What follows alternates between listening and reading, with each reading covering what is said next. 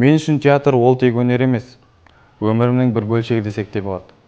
Сахналық қойылымдарда актер болу бір биік белеске шыққанмен тең. Себебі мен сахнада өзімді еркін сезінемін. Ойымды толық жеткіземін. Тіпті кейде өз-өзіммен сырласам да.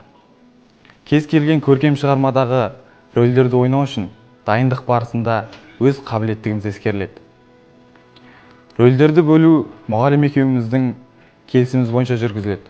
Берілген сценарийдегі өз табиғатыма жақын рөлді таңдаймын да, рөлді ашу үшін көп еңбектенемін. О, Жақан-ау, қайда жүрсің? Сыртта дүрбелеңнен емейлер сұмдықты естер қазір. Бағыт қашып кетіпті. Кеңсесі бізге қатысты құпия қағаздарға толып қалыпты.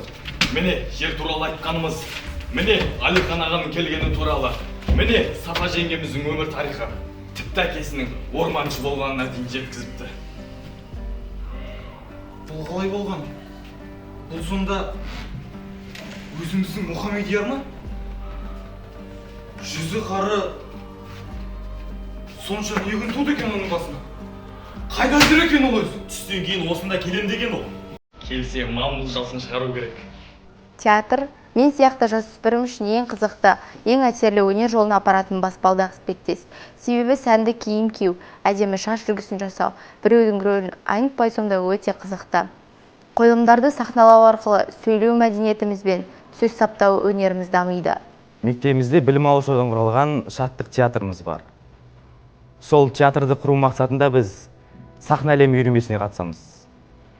Үйірменің басты жұмысы актерлік өнердің негізімен таныстыру және де телеспектакльдерді көру, шағын ғана қойылымдар қою. Театрға қатысу арқылы оқушылар өзінің өнерге деген қызығушылығын арттырады. Және де ой қиялы, зейіні, есте сақтау сияқты қабілеттері артады.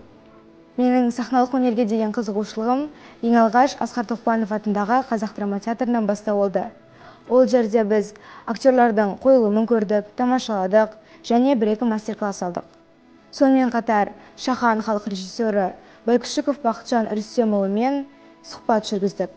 Біз мектепте Найман ана, Абай, Мәтібей baға, Ақ періште арманым, Жер ана, Тәуелсіздік тұғырым, Желтоқсан құрбандары атты түрлі сахналық қойылымдарды қойып, көрермен көзайымына айналдық.